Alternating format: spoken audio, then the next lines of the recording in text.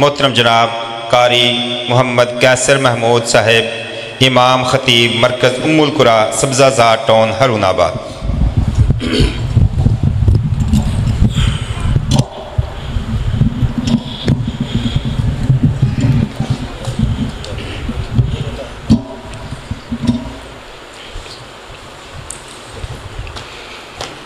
السلام علیکم ورحمۃ اللہ وبرکاتہ۔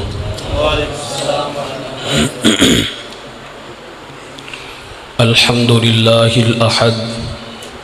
الفرد الصمد الذي لم يلد ولم يولد ولم يكن له كفوا احد، والصلاة والسلام على خير العباد الذي أخرج العباد من عبادة العباد إلى عبادة رب العباد، ومن ضيق الدنيا إلى سعتها، ومن جور الأديان إلى عدل الإسلام، أما بعد، فقد قال ربنا عز وجل في القرآن المجيد والفرقان الحميد: اعوذ باللہ السمیع العلیم من الشیطان الرجیم من ہمزہ ونفخہ ونفثہ، بسم اللہ الرحمن الرحیم، یا ایہا الذین آمنوا اتقوا اللہ ولتنظر نفس ما قدمت لغد واتقوا اللہ ان اللہ خبیر بما تعملون۔ وقال اللہ تبارک وتعالی فی مقام آخر: فاتقوا اللہ واصلحوا ذات بینکم۔ محترم سامعین حضرات، بھائیوں، بزرگوں، دوستوں، نوجوان ساتھیوں، آج کے اس پروگرام میں جس میں ہم نے شمولیت کی ہے، اس کا عنوان ہے اصلاح معاشرہ۔ اصلاح معاشرہ کے لیے سب سے پہلی اور بنیادی چیز جو ہے وہ ہے اصلاح نفس، اپنے نفس کی اصلاح کرنا، اپنے گریبان کے اندر جھانک کر اپنے آپ کو جھنجھوڑنا، اپنے اوپر غور و فکر کرنا، بجائے اس کے کہ ہم دوسروں کی طرف نظر دوڑائیں، دوسروں کی غلطیوں کوتاہیوں پر نظر دوڑائیں، اس سے ضروری یہ ہے کہ ہم اپنے گریبان کے اندر جھانک کر اپنی اصلاح کریں۔ اللہ تبارک و تعالی نے قرآن مجید میں حکم دیا اس چیز کا: فاتقوا اللہ واصلحوا ذات بینکم۔ اللہ تبارک و تعالی سے ڈر جاؤ، تقوی اختیار کرو، وَأَصْلِحُوا ذَاتَ بَيْنِكُمْ، اور اپنی آپس کے اندر اصلاح کرو۔ نفس کی اصلاح کیسے ممکن ہے، کیا طریقہ کار ہے، اور اصلاح نفس کے لیے کون سی ایسی چیزیں ہیں جن کو اپنانا ضروری ہے، اور جن چیزوں پر عمل کرنے کے ساتھ ہم اپنے نفس کی اصلاح کر سکتے ہیں، اپنے آپ کو اللہ تبارک و تعالی کے قریب کر سکتے ہیں، تقرب الہی کو حاصل کر سکتے ہیں، وہ کون سی چیزیں ہیں؟ چند ایک چیزیں آپ کے سامنے گوش گزار کر کے اجازت چاہوں گا۔ سب سے پہلی چیز ہے اخلاص نیت۔ نیت کا خالص ہونا یہ نہایت ضروری ہے۔ عمل چاہے چھوٹا ہو چاہے بڑا عمل ہو، عمل جتنا مرضی بڑا ہو، اگر اس کے پیچھے نیت کے اندر اخلاص لگی ہے، خلوص نیت لگی ہے، وہ عمل اللہ تبارک و تعالیٰ کے ہاں قابل قبول لگی ہے۔ عمل چاہے چھوٹا ہو، جس کو ہم چھوٹا سا عمل سمجھتے ہیں، حقیر عمل سمجھتے ہیں، اور بالکل ادنا سا عمل سمجھتے ہیں، اگر اس عمل کے پیچھے نیت کے اندر اخلاص ہے، خلوص نیت ہے، للہیت ہے، اللہ تبارک و تعالیٰ کی رضا اور خوشنودی کو حاصل کرنے کا مقصد ہے تو وہ چھوٹا سا عمل بھی اللہ تبارک و تعالیٰ کے ہاں نجات کا ذریعہ بن جاتا ہے۔ وہ بڑی مشہور حدیث ہے، بڑا مشہور واقعہ ہے۔ ایک زانیہ فاحشہ بدکارہ عورت جس نے کتے کے بچے کو پیاس سے بلکتا ہوا دیکھا، اس سے برداشت نہ ہوا، اس کے اندر ایک جذبہ، ایک تڑپ، ایک احساس پیدا ہوا، اس نے اپنا جوتا کنویں کے اندر لٹکایا، کسی طریقے سے پانی نکال کر اس بچے کو پلایا۔ اللہ تبارک و تعالیٰ نے اس کے اس عمل کی وجہ سے اس کی زندگی بھر کی تمام خطاؤں کو معاف کر دی۔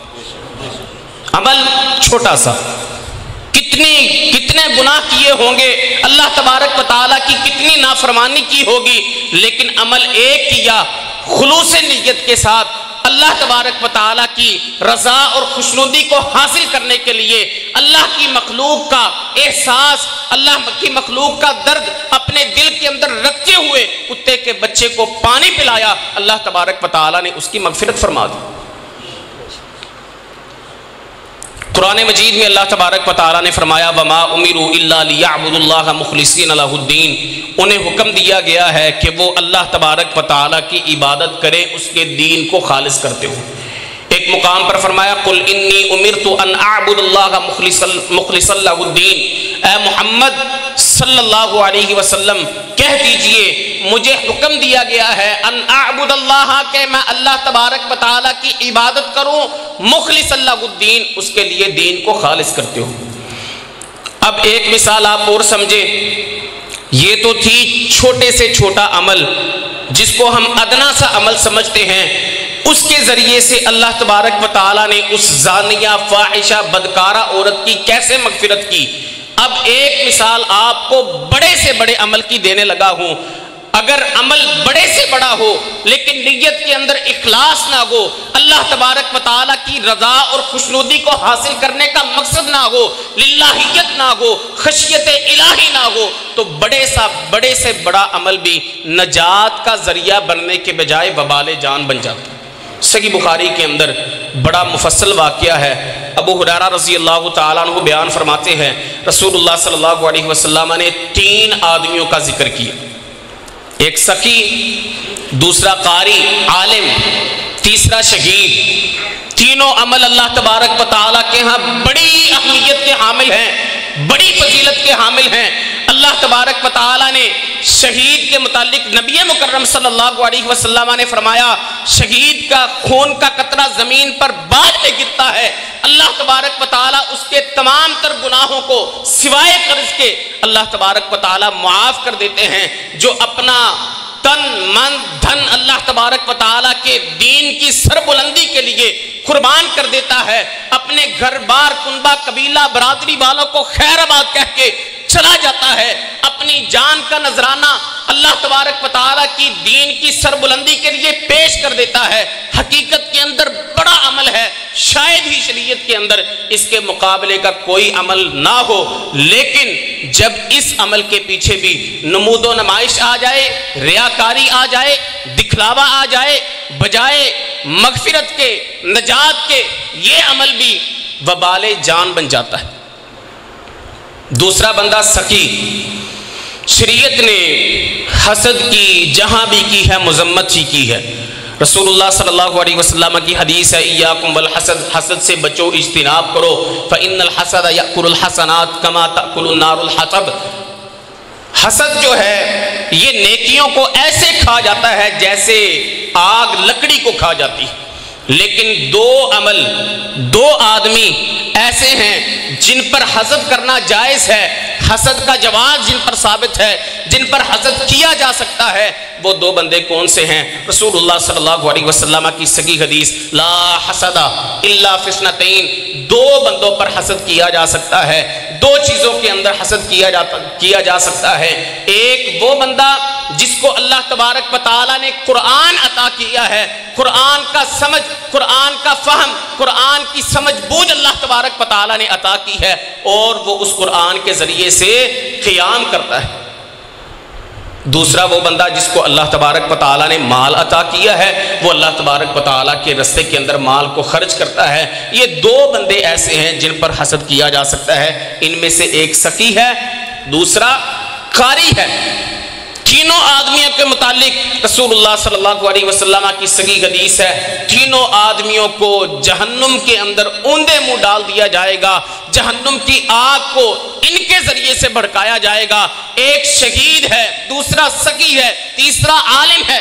شہید کا مقصد کیا تھا کہ لوگ مجھے کہیں بڑی سخاوت کرنے والا ہے، بڑا اپنا مال اللہ تبارک و تعالیٰ کے راستے کے اندر لٹانے والا ہے، بڑی سخاوت کرتا ہے، بڑا خرچ کرتا ہے۔ قاری کا، عالم کا یہ ارادہ تھا، لوگ مجھے کہیں بڑی لچھے دار تقریر کرتا ہے، بڑی کمال کی خطابت ہے، قرآن بڑا اچھا پڑھتا ہے۔ شہید کی یہ نیت تھی، لوگ مجھے کہیں بڑا بہادر تھا، اپنی جان تک کا نذرانہ اللہ تبارک و تعالیٰ کے راستے کے اندر پیش کر دیا۔ نیت کے اندر ریاکاری تھی، دکھلاوا تھا، واہ واہ،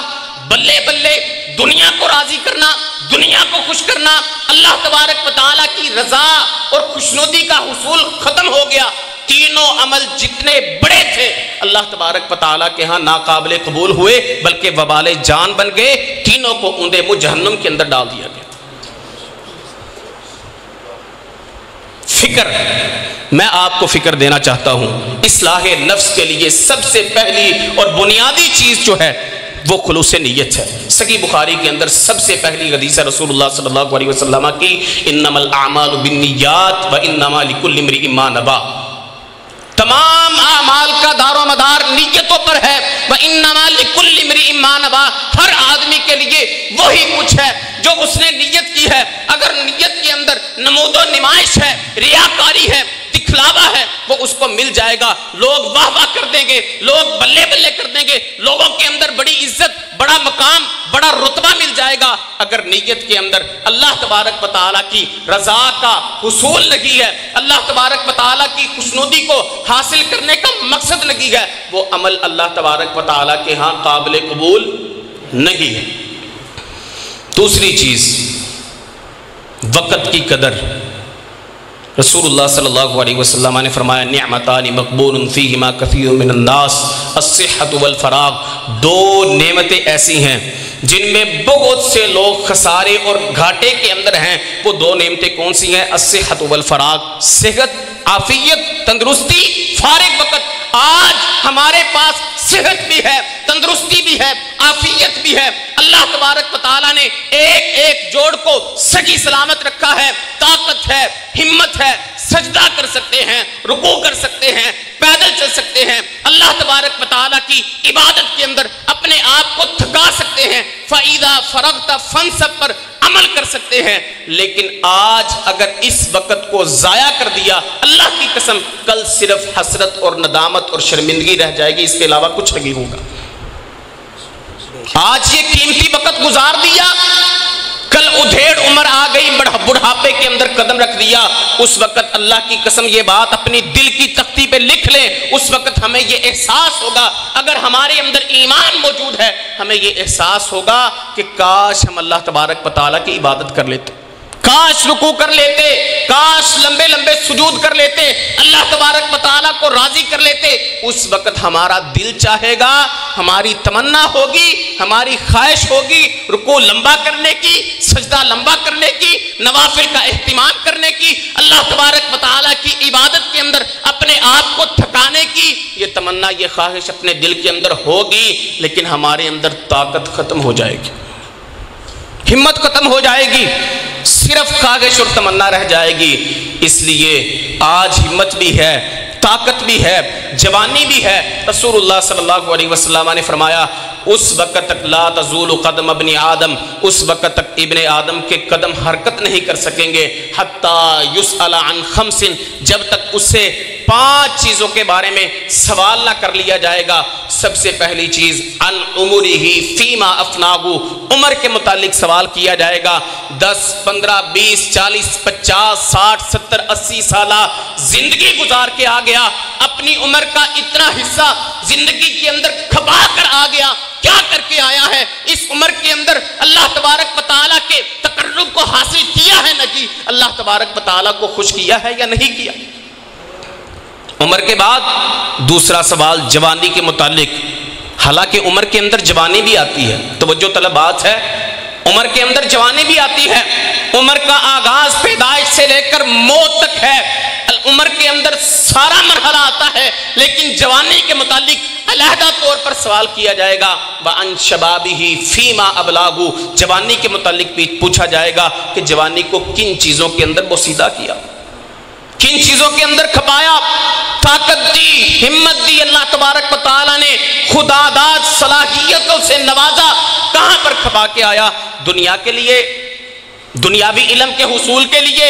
دنیا کو راضی کرنے کے لیے، دنیا کے اندر اپنا سٹیٹس، اپنا معیار بنانے کے لیے، دنیا کے اندر اپنا مرتبہ اونچا بلند کرنے کے لیے، یا اللہ تبارک و تعالیٰ کو راضی کیا؟ وَعَنْ مَالِهِ، تیسرا سوال مال کے متعلق ہوگا، من این اکتسبہ، کہاں سے کمایا، کہاں سے کمایا، کمانے کا طریقہ حلال کا تھا یا حرام کا تھا، حرام حلال کی تمیز کی یا نہیں کی؟ دوسرا سوال مال کے متعلق ہی، وفیما انفقہ، مال کو کن چیزوں کے اندر خرچ کیا، حرام کاموں کے اندر خرچ کیا یا حلال کاموں کے اندر خرچ کیا؟ ان کاموں کے اندر خرچ کیا جن سے اللہ تبارک و تعالیٰ راضی ہوتا تھا یا اللہ تبارک و تعالیٰ کو ناراض کر کے آ گیا؟ وَمَاذَا عَمِلَ فِيمَا عَلِمَ، آخری سوال، جو اللہ تبارک و تعالیٰ نے علم عطا کیا اس پر عمل کتنا کر کے آیا؟ آج ہمارے پاس علم موجود ہے،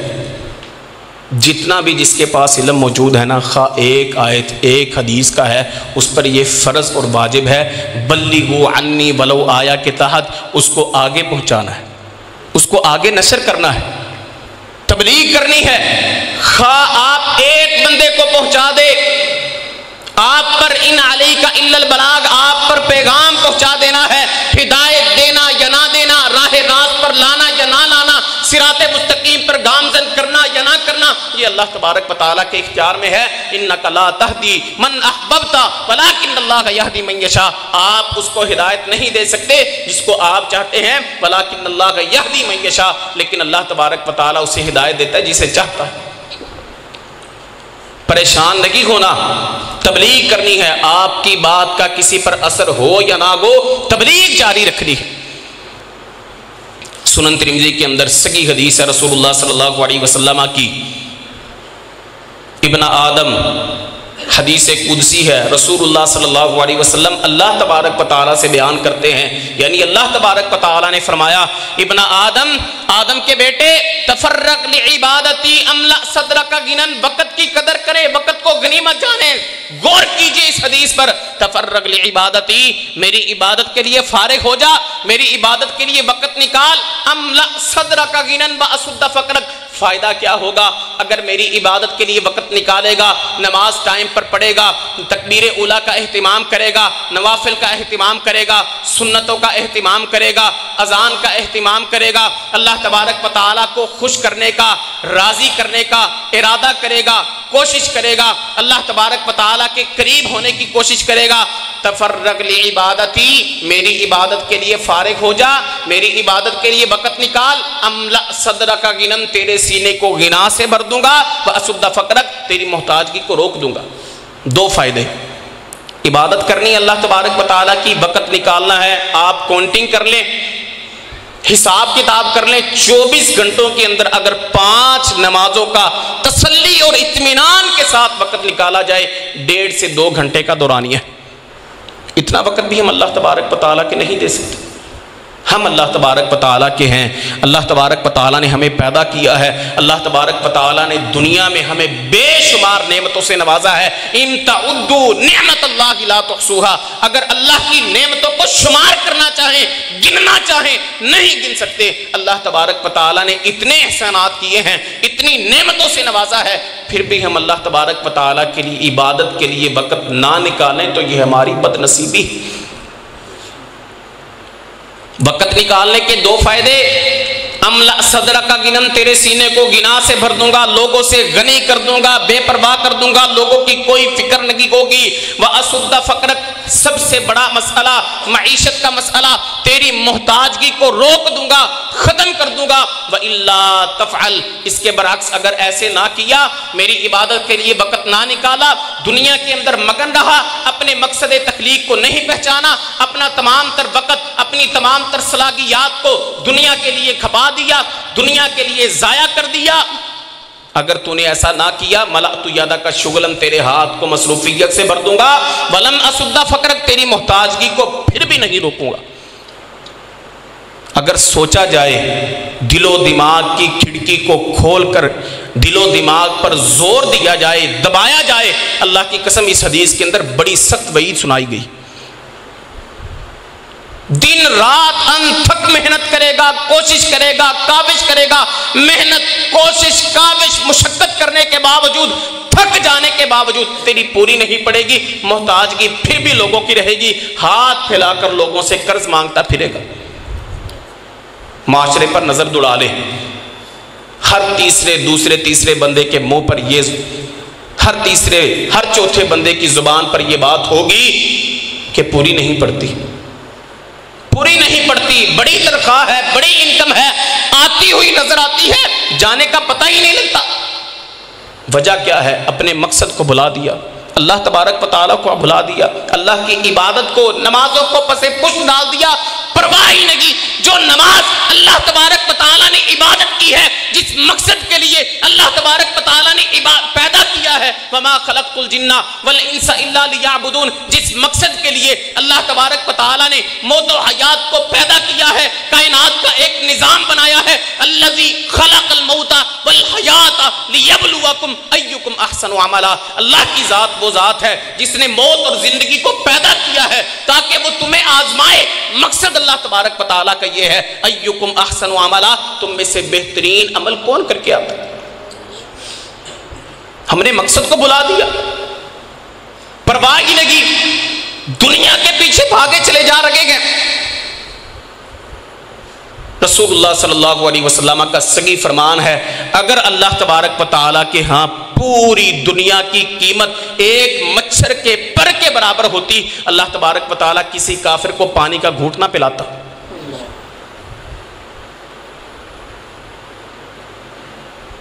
دنیا دنیا دنیا دنیا کے لیے تو دو، دنیا کے لیے بھاگ دوڑ۔ ہمارے رسول اللہ صلی اللہ علیہ وسلم جن کی زندگی ہمارے لیے بہترین نمونہ ہے، اسوہ حسنہ ہے، ان کا کیا فرمان ہے؟ مالی ولی دنیا، میرا دنیا سے کیا لینا دینا، ما انا فی الدنیا الا کراکب، میں دنیا کے اندر ایسے ہوں جیسے ایک سوار ہوتا ہے، استظل تحت شجرۃ، جس نے کسی درخت کے نیچے سایہ حاصل کیا ہے، ثم راح وترکھا، پھر وہاں سے کوچ کر گیا اور اس درخت کو وہاں چھوڑ دیا۔ میرا دنیا کے ساتھ یہ لینا دینا۔ رسول اللہ صلی اللہ علیہ وسلم چٹائی پر لیٹے ہوئے ہیں، جب اٹھے ہیں کمر پر نشان عمر بن خطاب امیر المؤمنین رضی اللہ تعالیٰ عنہ دیکھے، زاروں قطار رونے لگے۔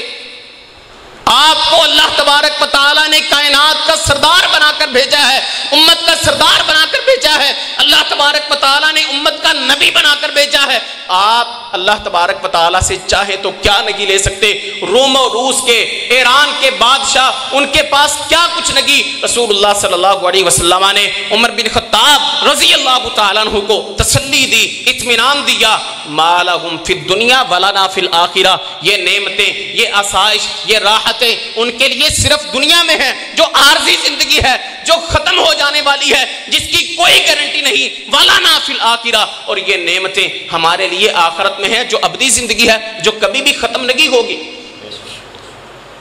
تیسری چیز اصلاح نفس کے لیے قرآن کو مضبوطی سے تھام لیں، قرآن کو مضبوطی سے تھام لیں۔ قرآن کتاب انقلاب ہے، اللہ کی قسم ہماری زندگیوں کو تبدیل کرنے والی کتاب ہے۔ ہمیں دنیا سے بے رغبت کرنے والی کتاب ہے، ہمیں اللہ تبارک و تعالیٰ کے قریب کرنے والی کتاب ہے، ہمیں دنیا کی رنگینیوں سے نکالنے والی کتاب ہے، ہمیں دنیا سے غنی کرنے والی کتاب ہے، ہمیں دنیا سے لاپرواہ بے پرواہ کرنے والی کتاب ہے۔ اللہ تبارک و تعالیٰ فرماتے ہیں الذین آتیناہم الکتاب یتلونہ حق تلاوتہ اولئک یؤمنون بہ، وہ لوگ جن کو ہم نے کتاب عطا کی ہے یتلونہ حق تلاوتہ، وہ اس کی تلاوت کرتے ہیں، وہ اس کو پڑھتے ہیں جس طرح پڑھنے کا حق ہے۔ اولئک یؤمنون بہ، حقیقت کے اندر وہی بندے اس پر ایمان رکھتے۔ ہم اجمی ہیں، ہماری زبان عربی نگی ہے، ہمارا عربی سے کوئی لینا دینا نگی، ہمیں عربی کی سمجھ نہیں۔ ہم اگر عربی کو پڑھ لیں، سیکھ لیں، سمجھ لیں، ایک تو ہوتا ہے قرآن مجید کی زبر زیر پیش کو، جزم کو، شد کو، مد کو سمجھ لینا، اس کی تلاوت کرنا سیکھ لینا، یہ بات ٹھیک ہے، اس کی میں مذمت نہیں کرتا، اس میں کوئی قباحت والی بات لگی ہے۔ قرآن کریم کی تلاوت کرنے کے ساتھ آپ کو اجر ضرور ملے گا، ایک حرف کی تلاوت کرنے کے بدلے میں آپ کے نامہ اعمال کے اندر 10 نیکیاں درج ہوں گی، لیکن قرآن آپ کے اندر تبدیلی تب لائے گا، قرآن آپ کے لیے کتاب انقلاب تب بنے گی جب ہم قرآن کو سمجھیں گے، قرآن کا فہم حاصل کریں گے، قرآن کی ہمیں سمجھ بوجھ ہوگی، قرآن کا ہمیں ترجمہ آتا ہوگا، قرآن کا ترجمہ، قرآن کی تفسیر، قرآن کی تشریح ہمیں پتہ ہوگا جب کہ اللہ تبارک و تعالی قرآن مجید ہم سے کیا چاہتا ہے، کیا مطالبہ ہے۔ یہاں پر جنت کا ذکر ہے، یہاں پر جہنم کا ذکر ہے، یہاں پر موت کا ذکر ہے، یہاں پر قیامت کا ذکر ہے، یہاں پر مومنوں کا ذکر ہے، یہاں پر کافروں کا ذکر ہے۔ جب ہم قرآن کریم کو پڑھیں گے، اللہ کی قسم ہمارے دلوں کے اندر قرآن کریم اترے گا۔ قرآن کا سمجھ بوجھ، قرآن کی سمجھ بوجھ، قرآن کا فہم حاصل کریں، صرف تلاوت کرنا مقصد نہیں ہے، قرآن کو پڑھیں، غور و فکر کریں، تدبر کریں، تفکر کریں، اس کی گہرائی تک پہنچے، اس کی تہ تک پہنچے، قرآن ہم سے چاہتا کیا ہے، قرآن کا مطالبہ کیا ہے، اللہ تبارک و تعالی ہم سے کیا چاہتا ہے، اللہ تبارک و تعالی ہمیں کہاں پر لے جانا چاہتا ہے۔ اللہ تبارک و تعالی چاہتا ہے کہ ہم دنیا سے بے رغبت ہو جائیں، دنیا کو خیر آباد کہتے ہیں۔ کل من علیہا فان، جب حقیقت ہی بیان کر دی کہ جو کچھ اس روئے زمین پر ہے سب کچھ فنا ہونے والا ہے، پھر بھی اس کے پیچھے یقول ابن آدم مالی مالی، ابن آدم کہتا ہے میرا مال میرا مال، وَإِنَّ مَالَهُ مِن مَالِهِ ثَلَاث، اس کے مال میں سے اس کے لیے صرف 3 چیزیں ہیں، ما اکل فافنا، جو کھا لیا فنا کر لیا، ما لبسا فابلا، جو پہن لیا بوسیدہ کر لیا، ما انفق وادخر، جو اللہ تبارک و تعالیٰ کے رستے کے اندر خرچ کر لیا اور اپنی آخرت کے لیے ذخیرہ کر لیا۔ یہ 3 قسم کا مال ابن آدم کے لیے ہے، اس کے علاوہ جو کچھ بھی ہے وہ صرف دنیا کے اندر رہ جائے گا، اس کا ابن آدم سے کوئی لینا دینا نہیں۔ پھر بھی میرا مال میرا مال میرا مال میرا خزانہ۔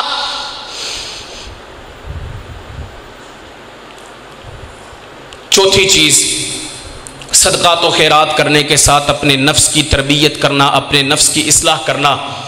رسول اللہ صلی اللہ علیہ وسلم کو حکم دیا اللہ تبارک و تعالیٰ نے، خذ من اموالہم صدقۃ تطہرہم وتزکیہم بہا وصلی علیہم، ان کے مالوں سے زکوٰۃ وصول کیجئے، تطہرہم وتزکیہم بہا، آپ اس مال کو، اس زکوٰۃ کو وصول کرنے کے ذریعے سے ان کی تطہیر کریں گے، ان کو پاک کریں گے، ان کا تزکیہ کریں گے۔ مال کی زکوٰۃ ادا کرنا، فصل کا عشر ادا کرنا، یہ اپنے مال کو اپنے لیے حلال کرنا ہے، اپنے لیے پاک کرنا ہے۔ جو بندہ اپنے مال کی زکوٰۃ ادا نہیں کرتا، اپنی فصل کا عشر ادا نہیں کرتا، اللہ تبارک و تعالیٰ نے تو یہاں تک فرمایا وَآتُوا حَقَّهُ يَوْمَ حَصَادِهِ، اس کا اللہ تبارک و تعالیٰ کا حق جو ہے وہ اس کی کٹائی کے دن ہی دے دو، فصل کی کٹائی کے دن ہی ادا کر دو۔ یہ اللہ تبارک و تعالیٰ کا غریبوں کا، مسکینوں کا، محتاجوں کا، بیواؤں کا حق ہوتا ہے۔ یہ گندم کا فصل کا عشر ادا کرنا یہ اللہ تبارک و تعالیٰ کا حق ہے۔ اور یاد رہے، جو بندے اس حق سے جان چھڑاتے ہیں، اس سے جی چھڑاتے ہیں، نہیں ادا کرتے، جب ان کے گھروں کے اندر منو گندم اترتی ہے، منو کے حساب سے جنس آتی ہے، اسی حساب سے اگر 20 من پر 1 من، 19 من آپ کے لیے ہے، 20واں من اللہ تبارک و تعالیٰ کے لیے ہے، وہ بھی نکالتے وقت اگر آپ کو ایک جھٹکا لگے آپ نہ ادا کریں تو یہ مال اللہ کی قسم وبال جان بن جائے گا. قیامت والے دن یہی مال آپ کا جس کو آپ گن گن کے رکھتے ہیں, جس کو آپ اکٹھا کرتے ہیں, اللہ تبارک و تعالیٰ کے رستے کے اندر خرچ نہیں کرتے, یہ مال آپ کے گلے کا سانپ بن کر آپ کی پیشانی پر, آپ کے ماتھے پر ڈسے گا اور یہ صدائے لگائے گا, انا کنزکا انا مالکا, میں تیرا خزانہ ہوں, میں تیرا مال ہوں. اللہ تبارک و تعالیٰ نے, رسول اللہ صلی اللہ علیہ وسلم نے کوئی کسر نہیں چھوڑی ہمیں راہ راست پر لانے کی, ہر موڑ پر ہماری رہنمائی کی ہے. یہ بات تو صرف فرضی زکوٰۃ کی تھی, جو نفلی صدقات و خیرات ہیں اس پر بھی غور و فکر کرنا چاہیے. ہمارے وہ اعمال لگی ہے کہ ہم اپنے اعمال کے بل بوتے پر جنت کا حصول, جنت کو حاصل کر لیں, جنت کو پا لیں. نفلی صدقات و خیرات کیا کریں, نوافل کا اہتمام کریں. اللہ تبارک و تعالیٰ کو راضی کرنے کے لیے, اللہ تبارک و تعالیٰ کو خوش کرنے والے جو کام ہیں ان کاموں کو سر انجام دیں. بندہ عابد ہو سکتا ہے, زاہد ہو سکتا ہے, متقی ہو سکتا ہے, پرہیزگار ہو سکتا ہے, لیکن نیک بندہ اس وقت تک نہیں ہو سکتا جب تک اپنی محبوب ترین پسندیدہ ترین چیز کو اللہ تبارک و تعالیٰ کے رستے کے اندر خرچ نہ کرے. پارہ نمبر 4 کی سب سے پہلی آیت, لن تنالوا البر حتی تنفقوا مما تحبون, تم اس وقت تک حقیقی نیکی کو حاصل نہیں کر سکتے جب تک تم وہ خرچ کرو جو تمہارے ہاں سب سے زیادہ محبوب ترین پسندیدہ ترین چیز.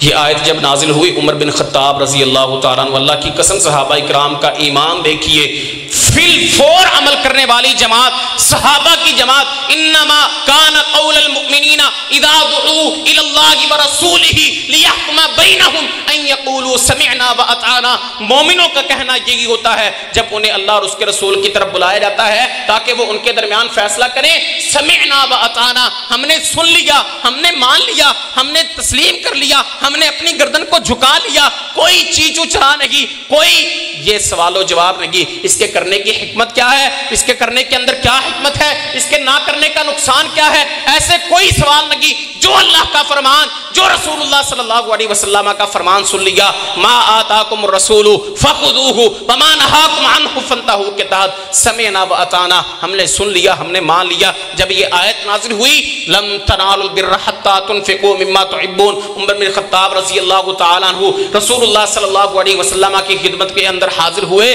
فرمایا, اللہ کے رسول, مجھے جو خیبر سے حصہ ملا ہے زمین کا, وہ ٹکڑا, وہ حصہ مجھے بہت زیادہ پسندیدہ ہے, بڑا محبوب ہے, میں وہ اللہ تبارک و تعالیٰ کے رستے کے اندر وقف کرتا ہوں. یہ صحابہ کا جذبہ تھا, یہ صحابہ کا ایمان تھا, یہ صحابہ کی اطاعت تھی, یہ صحابہ کی فرما برداری تھی. آج ہم مومن مسلمان بنے بیٹھے ہیں, کہتے بھی ہیں, کہلواتے بھی ہیں, دین کے ٹھیکیدار بنے بیٹھے ہیں. جب خوشی غمی کا موقع آتا ہے ہمیں اطاعت بھول جاتی ہے, ہمیں فرما برداری بھول جاتی ہے. اور اگر کوئی میرے جیسا ادنا سا طالب علم یا کوئی عالم یا مسجد کا حافظ, مسجد کا امام, مسجد کا خطیب سمجھانے بیٹھ جائے, تبلیغ کرے کہ مولانا صاحب, بھائی صاحب, چودھری صاحب, راؤ صاحب, یہ کام ٹھیک نہیں ہے, یہ بینڈ باجے بجانا, یہ گانے بجانا, یہ اللہ تبارک و تعالیٰ کے ہاں ناپسندیدہ ہے, رسول اللہ صلی اللہ علیہ وسلم نے ان کاموں سے منع کیا ہے. آگے سے جواب کیا ملتا ہے, مجبور ہے, اولاد کے ہاتھوں مجبور ہیں, مجبوری ہے, خاندان, کنبہ, قبیلہ, برادری کے اندر ناک کٹتی ہے, نہیں رہا جاتا, یہ جواب ملتا ہے. اللہ کا کیا فرمان ہے, قل ان کان آباؤکم ابناؤکم واخوانکم وازواجکم وعشیرتکم واموال اقترفتموها وتجارۃ تخشون کسادها ومساکن ترضونها احب الیکم من اللہ ورسولہ وجہاد فی سبیلہ فتربصوا حتی یأتی اللہ بامرہ. اے محمد صلی اللہ علیہ وسلم, اعلان کر دیجئے, کہہ دیجئے, اگر تمہیں تمہارے باپ, تمہارے بیٹے, تمہارے بھائی, تمہاری بیویاں, تمہارے خاندان, کنبہ, قبیلہ, برادری والے, تمہارے مال, تمہاری تجارت جس کے مندہ پڑ جانے سے تم ڈرتے ہو, وَمَسَاكِنُ تَرْضَوْنَهَا, تمہارے گھر, تمہاری کوٹھی, تمہارے بنگلے جن کو تم نے کھڑا کیا ہے, اگر وہ تمہیں جو پسند ہیں, وَمَسَاكِنُ تَرْضَوْنَهَا أَحَبَّ إِلَيْكُم مِّنَ اللَّهِ وَرَسُولِهِ, اگر تمہیں اللہ سے اور اس کے رسول سے زیادہ محبوب ہیں, زیادہ پسندیدہ ہیں, فَتَرَبَّصُوا, تو انتظار کرو, تو انتظار کرو حتی یاتی اللہ بامرہ، کہ اللہ تبارک و تعالیٰ اپنے امر لے کے آ جائے۔ جب ہمیں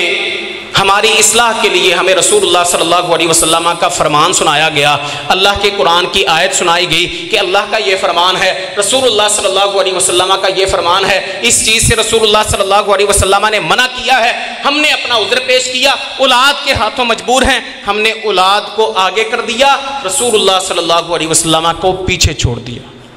توجہ طلب بات ہے، اور کہتے کیا اپنے آپ کو مومن، مسلمان،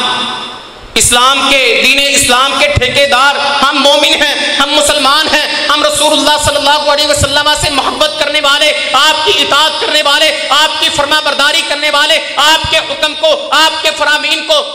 تسلیم کرنے والے، من وعن تسلیم کرنے والے، آپ کے حکم پر سر تسلیم خم کرنے والے، لیکن جب ہمیں خوشی غمی کا موقع آتا ہے ہم پر تو ہمیں اطاعت بھول جاتی ہے۔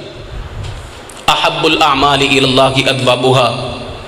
اللہ تبارک و تعالیٰ کے ہاں سب سے پسندیدہ اور محبوب ترین اعمال وہی ہیں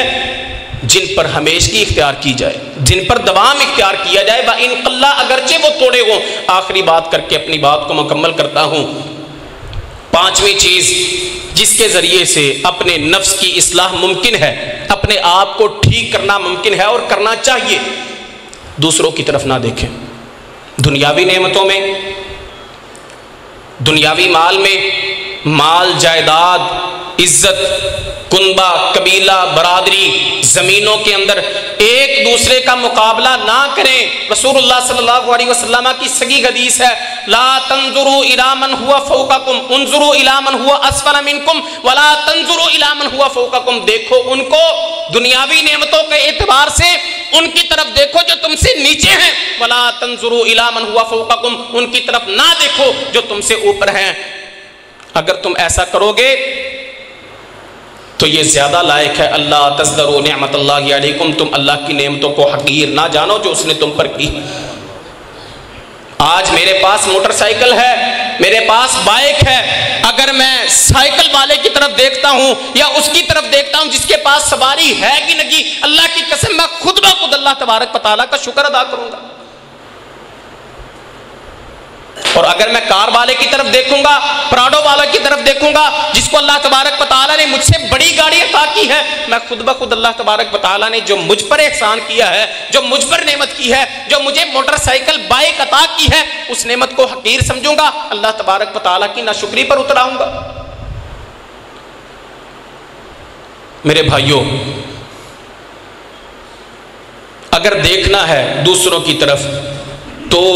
دین کے معاملات کے اندر دیکھیں، فاستبقوا الخیرات، یہ قیامت کی نشانیوں میں سے ایک نشانی ہے کہ دنیاوی نعمتوں کے اندر ایک دوسرے کی طرف دیکھنا، ایک دوسرے کا مقابلہ کرنا۔ رسول اللہ صلی اللہ علیہ وسلم نے فرمایا، انتر الطفات العراۃ العالۃ یتطاولون فی البنیان، قیامت کی نشانیوں میں سے ایک نشانی یہ بھی ہے کہ تم دیکھو گے الحفات العراۃ العالہ، پیروں سے ننگوں کو، جسموں سے ننگوں کو، محتاج اور فقیر لوگوں کو، یتطاولون فی البنیان، بنیان عمارتیں بنانے کے اندر، گھر تعمیر کرنے کے اندر، کوٹھی بنگلہ کھڑا کرنے کے اندر ایک دوسرے کا مقابلہ کریں گے۔ دیکھ لیں آج ہمارا جو معاشرہ ہے، پرفتن معاشرہ، پرفتن دور، ہمارے معاشرے کے مطابق یہ حدیث جو ہے بالکل سچ ثابت ہوئی ہے۔ آپ کو بہت سے لوگ ایسے مل جائیں گے جو قرض اٹھا اٹھا کر، ان کی اتنی پسلی لگی گئے، ان کے پاس اتنا پیسہ لگی گئے، ان کے پاس اتنی برداشت لگی گئے، ان کے پاس اتنا مال لگی ہے کہ وہ دوسروں کا مقابلہ کریں، لیکن قرض اٹھا اٹھا کے، لوگوں سے ادھار لے کے ایک دوسرے کا مقابلہ کرتے ہیں۔